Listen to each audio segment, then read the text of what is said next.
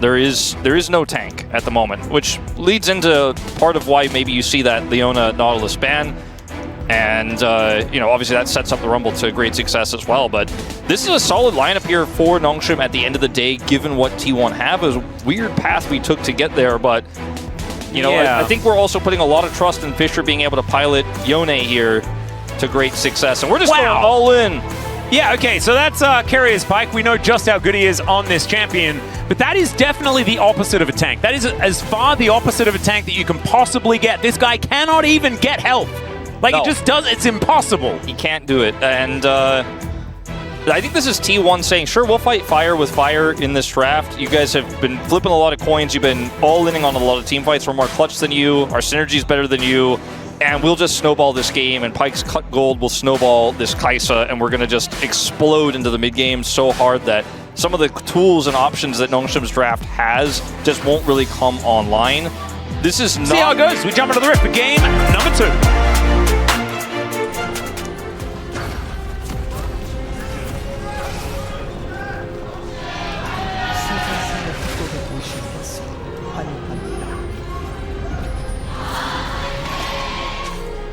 All right, here we are, ladies and gentlemen, into game number 2, where tanks have been banned. Playing a tank, illegal. It's not something you're allowed to do. As owner, you have a skin for this champion, dude. Like, I know that one's really cool as well, but, I mean, this is the time. Yeah, it does kind of feel like the time. We will have a lane swap. Ooh. But T1... I like that Anivia skin as well. That's a cool one. Yeah, T1, will they look to match, or will they just try to bully Anivia? It's kind of tough to bully an Anivia because of her passive. And it's very difficult to dive her as well because of that. So it's a strong champion in the lane swap and has great wave clear too. Yep. Ooh, that's some cool tech. Okay. So delaying the minion wave a little bit. Bit of a cute one, just bunching them up. He has 7 seconds so he could try to slow them down again. Yeah, that's actually a good point. And so now he gets to at least convince the minions that they should be a bit closer to his turret. You can use the turret. Yep, really cool. Oh, that is very... Look at these melees. They're so confused. And the build that he's been going has been a lot more like Rod of Ages, Seraph's style of builds, as the flash from Fisher is odd, misses the Q, now unbinds, gets the flash out of FAKER, because FAKER is respecting Lehens. But that was some events, as once again, Kingen is going to tell the melees that they will walk through that brush. If you are able to set it up, and he's able to do so, that's a level 4 Kai'Sa, so without cleanse, which he's aware of. So that could have been way worse if the wall was actually tight there, and he wasn't able to work his way out. Yeah. He's going to be maxing the E. I'm wondering when he's going to put extra points into the wall.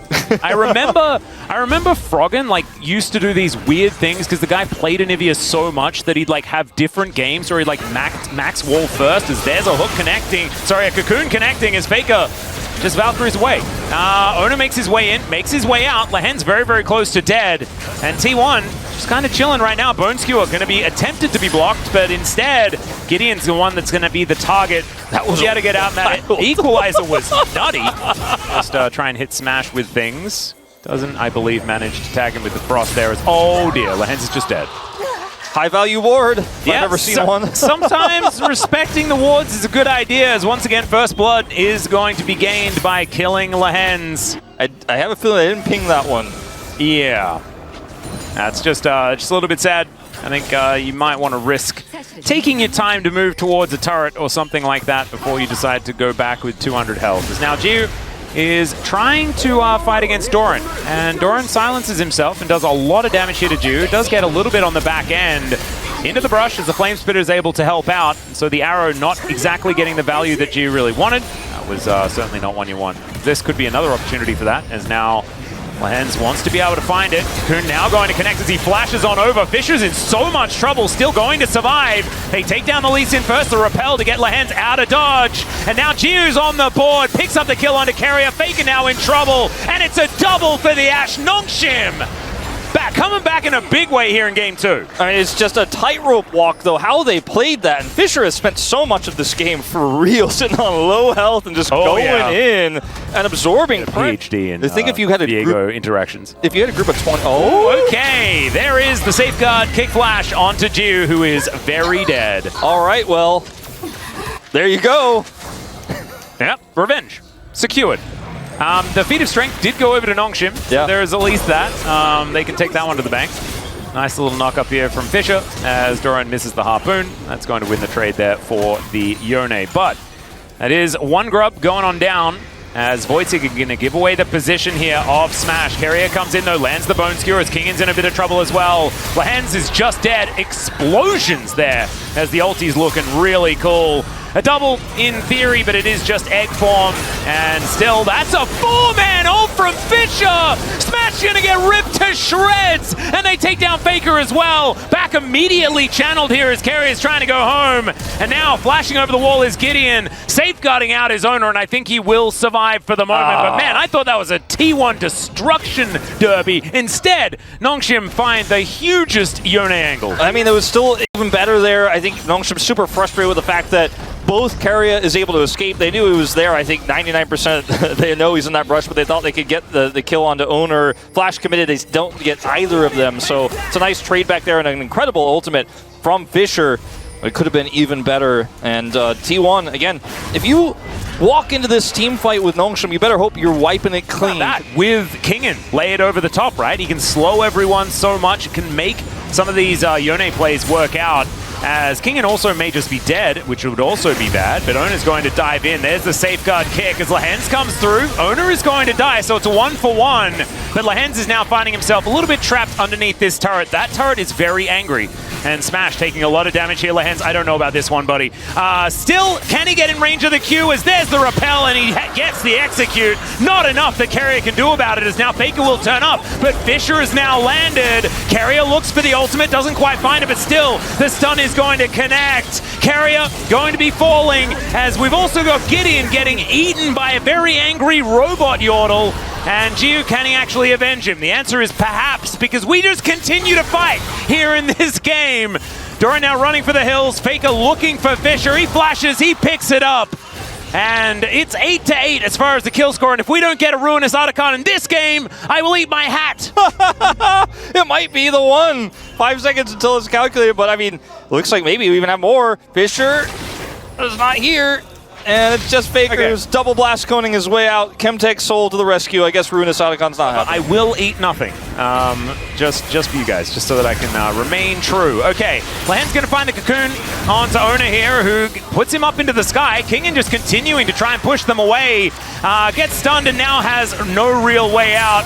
And will be taken out of there. Oh man, my man Lehens is trying to make some big heroic plays in this mid game and starting to backfire a little bit here. You actually still can pick people, you still can blow them up, but it's going to get a little bit tougher once you start losing control of objectives. Speaking of, they do have control of Herald now. Let's see what they can do with it.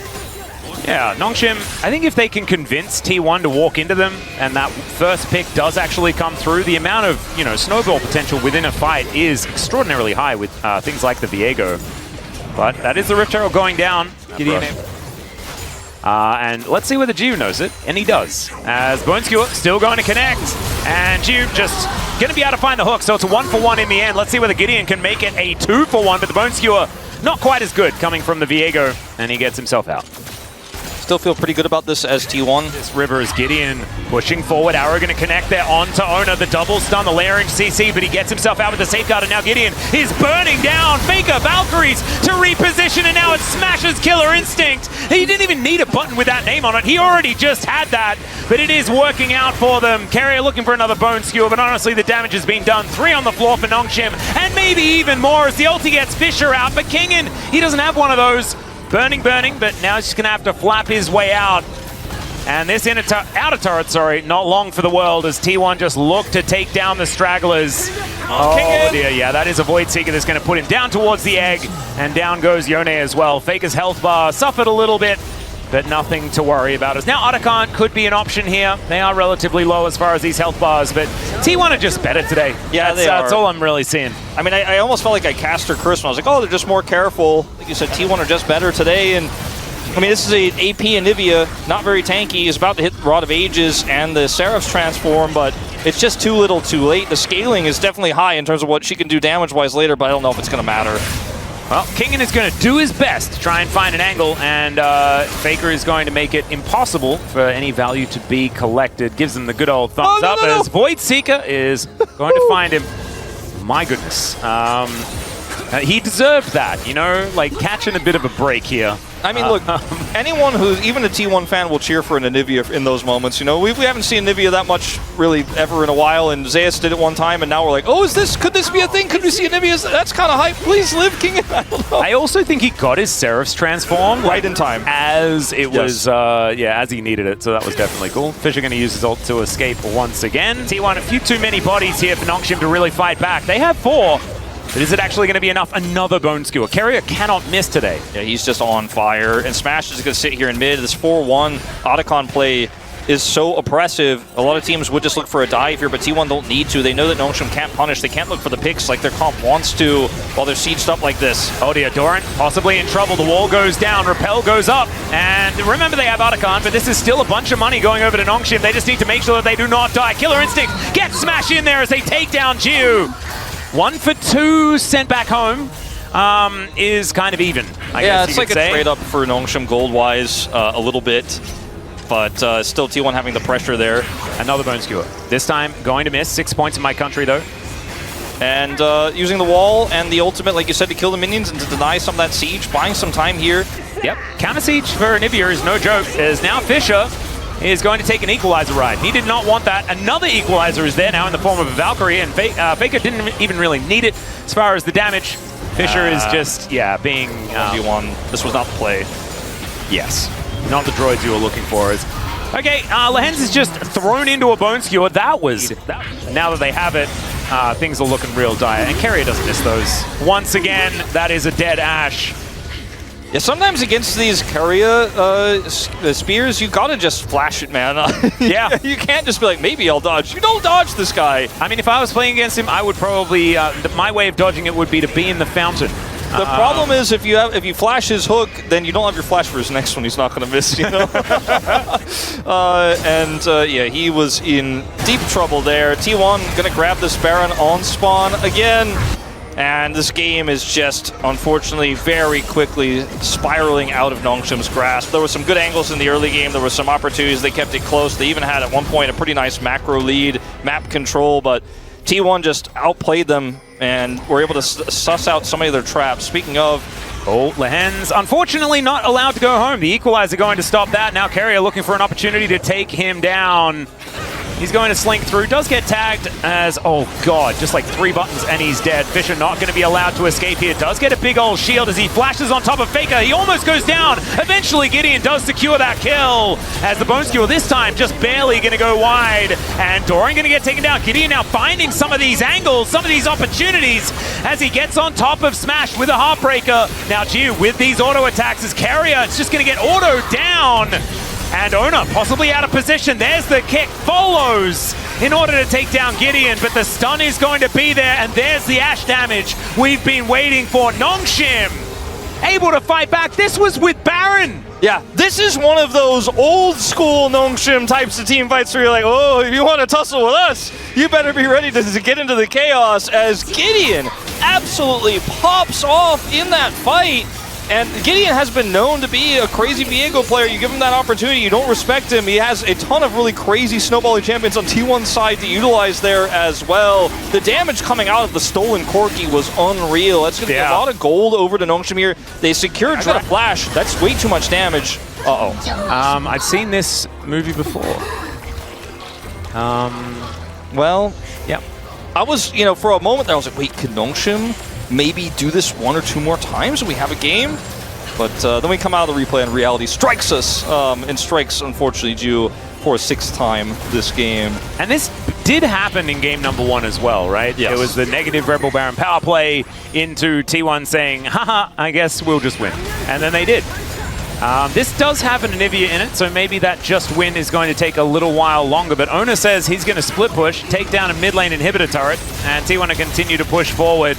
Kingen gonna get just engaged on here by KERIA. Kingen goes golden. KERIA likely to die as Gideon is just burning. That is going to be the rocket to take him down. Actually, the last tick of Ignite, I believe, was what removed him there.